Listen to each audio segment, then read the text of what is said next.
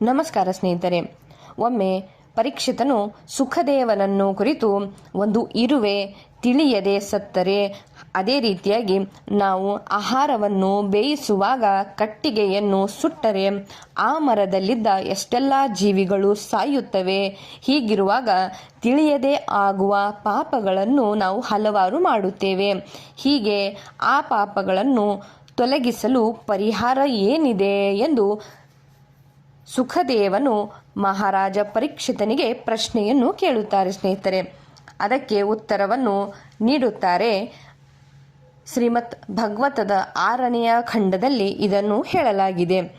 ಆವಾಗ ಸುಖದೇವನು ಪರೀಕ್ಷಿತನಿಗೆ ಕುರಿತು, ಓ ರಾಜನೇ, ಅಂತಹ ಪಾಪಗಳನ್ನು ತೊಡೆದು ಹಾಕಲು ನಾವು ಪ್ರತಿದಿನ 5 ವಿಧದ ಯಾಗಗಳನ್ನು ಮಾಡಬೇಕು ಎಂದು ಹೇಳುತ್ತಾರೆ. ಸ್ನೇಹಿತರೆ, ಆ 5 ವಿಧದ ಯಾಗಗಳು ಯಾವುವು ಮತ್ತು ಪರಿಹಾರ ಕ್ರಮ ಏನಿದೆ ಎಂಬುದನ್ನು ವಿಡಿಯೋದಲ್ಲಿ ಮುಂದೆ ಹೇಳಲಿದ್ದೇನೆ. ಸ್ನೇಹಿತರೆ, ಮಾಹಿತಿ ಇಷ್ಟ ಆಗಿದ್ದಲ್ಲಿ ಚಾನೆಲ್ನ ಸಬ್ಸ್ಕ್ರೈಬ್ ಮಾಡಿಕೊಳ್ಳಿ ಹಾಗೂ ಒಂದು ಲೈಕ್ ಕೂಡ ಮಾಡಿ ಸ್ನೇಹಿತರೆ. ಸುಖದೇವನು ರಾಜ ಪರೀಕ್ಷಿತನಿಗೆ ಈ ರೀತಿಯಾಗಿ ಹೇಳುತ್ತಾರೆ. ಅದರಲ್ಲಿ ಮೊದಲನೇ ಯಾಗ ಅವರು ಈ ರೀತಿಯಾಗಿ ಇಲ್ಲಿ ವಿವರಿಸಿದ್ದಾರೆ ಸ್ನೇಹಿತರೆ.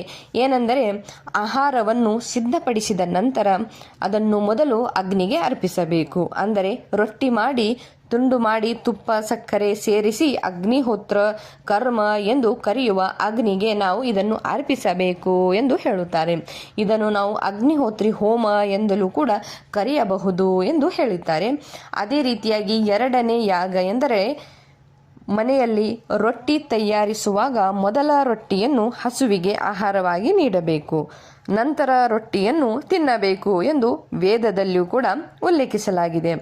ಇದನ್ನು ನಾವು ಪ್ರತಿನಿತ್ಯ ಮಾಡುವುದರಿಂದ ಕೂಡ ನಾವು ತಿಳಿಯದೆ ಅಥವಾ ಅರಿಯದೆ ಮಾಡಿದ ಪಾಪಗಳಿಂದ ಪರಿಹಾರವನ್ನು ಕಂಡುಕೊಳ್ಳಬಹುದು ಎಂದು ಅವರು ಹೇಳುತ್ತಾರೆ. ಅದರಲ್ಲಿ 3ನೇ ಯಾಗ ಅಂದರೆ, ಇರುವೆಗಳಿಗೆ ಆಹಾರವನ್ನು ನೀಡುವುದರಿಂದ ಕೂಡ ನಮ್ಮ ಪಾಪಗಳು ಪರಿಹಾರವಾಗುತ್ತವೆ. ಇರುವೆಗಳಿಗೆ ಪ್ರತಿನಿತ್ಯ 10 ಗ್ರಾಂ ಹಿಟ್ಟನ್ನು ಸ್ನೇಹಿತರೆ ಮರಗಳ ಬೇರುಗಳ ಕೆಳಗೆ ನಾವು ಇಡಬಹುದು. ಹೀಗೆ ಮಾಡುವುದರಿಂದ ನಾವು ತಿಳಿಯದೆ ಮಾಡಿರುವಂತಹ ಪಾಪಗಳಿಂದ ನಾವು ಮುಕ್ತಿಯನ್ನು ಪಡೆಯಬಹುದು ಎಂದು ಹೇಳುತ್ತಾರೆ ಅವರು. ಅದೇ ರೀತಿಯಾಗಿ 4ನೇ ಯಾಗ ಅಂದರೆ, ಇಲ್ಲಿ ಹೇಳಿದ್ದಾರೆ ಸ್ನೇಹಿತರೆ, ಪಕ್ಷಿಗಳಿಗೆ ಪ್ರತಿನಿತ್ಯ ಧಾನ್ಯಗಳನ್ನು ನೀಡಬೇಕು. ನೀವು ನಿಮ್ಮ ಮನೆಯ ಮೇಲ್ಛಾವಣಿಯಲ್ಲಿ ಪಕ್ಷಿಗಳಿಗಾಗಿ ಆಹಾರವನ್ನು ಇಡಬಹುದು. ಆಹಾರದೊಂದಿಗೆ ನೀರನ್ನು ಕೂಡ ಇಡುವಂತಹ ಅಭ್ಯಾಸವನ್ನು ಹಾಕಿಕೊಳ್ಳಬೇಕು ಸ್ನೇಹಿತರೆ.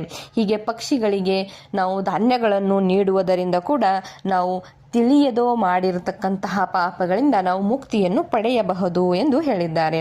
ಅದೇ ರೀತಿಯಾಗಿ 5ನೇ ಯಾಗ ಸ್ನೇಹಿತರೆ, ಹಸುಗಳಿಗೆ, ಇರುಗಳಿಗೆ ಹಾಗೂ ಪಕ್ಷಿಗಳಿಗೆ ಆಹಾರವನ್ನು ನೀಡುವುದರ ಜೊತೆಗೆ ಹಿಟ್ಟಿನ ಉಂಡೆಯನ್ನು ಮಾಡಿ ಅದನ್ನು ಪ್ರತಿನಿತ್ಯ ನದಿಯಲ್ಲಿರುವ ಮೀನುಗಳಿಗೂ ಕೂಡ ತಿನ್ನಲು ನೀಡಬೇಕು ಎಂದು ಹೇಳಿದ್ದಾರೆ ಸ್ನೇಹಿತರೆ. ಹೀಗೆ ನಾವು ಮಾಡುವುದರಿಂದ, ಹೀಗೆ ನಾವು ಪ್ರತಿನಿತ್ಯ ಈ ಪರಿಹಾರ ಕ್ರಮಗಳನ್ನು ಮಾಡುವುದರಿಂದ ನಾವು ತಿಳಿಯದೆ ಮಾಡಿರ್ತಕ್ಕಂತಹ ಪಾಪಗಳಿಂದ ನಾವು ಪರಿಹಾರವನ್ನು ಕಂಡುಕೊಳ್ಳಬಹುದು ಎಂದು ಹೇಳಿದ್ದಾರೆ. ಅಲ್ಲದೆ ರಾಜನು ಈ ರೀತಿಯಾಗಿ ಕೂಡ ಹೇಳಿದ್ದಾರೆ ಸ್ನೇಹಿತರೆ, ಅತಿಥಿಯಾಗಿ ಮನೆಗೆ ಬಂದಾಗ, ಅಂದರೆ ಯಾರು ನಮ್ಮ ಮನೆಗೆ ಅತಿಥಿಯಾಗಿ ಬರುತ್ತಾರೋ ಅವರಿಗೆ ಬಾಗಿಲಲ್ಲಿ ಅಥವಾ ಭಿಕ್ಷುಕನಿರಬಹುದು, ಅವನಿಗೆ ಎಂದಿಗೂ ನಾವು ಆಹಾರವನ್ನು ನೀಡದೆ ಕಳಿಸಬಾರದು. ಈ ನಿಯಮಗಳನ್ನು ನಾವು ಪಾಲಿಸುವುದರಿಂದ ತಿಳಿಯದೆ ಮಾಡಿದ ಪಾಪಗಳಿಂದ ಮುಕ್ತಿಯನ್ನು ನಾವು ಪಡೆಯಬಹುದು ಎಂದು ಹೇಳಿದ್ದಾರೆ. ತಿಳಿಯದೆ ಮಾಡಿದ ಪಾಪಗಳಿಗೆ ಶಿಕ್ಷೆಯನ್ನು ಅನುಭವಿಸುವ ಅಥವಾ ತಪ್ಪಿಸ್ಥರನ್ನು ಭಾವನೆಯನ್ನು ನಾವು ಹೊಂದುವ ಅವಶ್ಯಕತೆ ನಮ್ಮ ಮನಸ್ಸಲ್ಲಿ ಇರುವುದಿಲ್ಲ ಸ್ನೇಹಿತರೆ, ವೇದಗಳಲ್ಲಿ 5 ವಿಧದ ಯಾಗಗಳನ್ನು ಪ್ರಾಮುಖ್ಯವೆಂದು ಹೇಳಲಾಗಿದೆ. ಅವುಗಳೆಂದರೆ, 1ನೇದು ಬ್ರಹ್ಮಯಾಗ, ದೇವಯಾಗ, ಪಿತೃಯಾಗ ಮತ್ತು ಶೈವದೇವಯಾಗ ಮತ್ತು ಅತಿಥಿ ಯಾಗ. ಈ ಯಾಗಗಳನ್ನು ಪುರಾಣಗಳಲ್ಲಿ ಪ್ರಾಮುಖ್ಯವೆಂದು ಹೇಳಲಾಗಿದೆ. ಇವುಗಳಲ್ಲಿ ವೈಶ್ವದೇವ ಯಾಗವು ಒಂದು.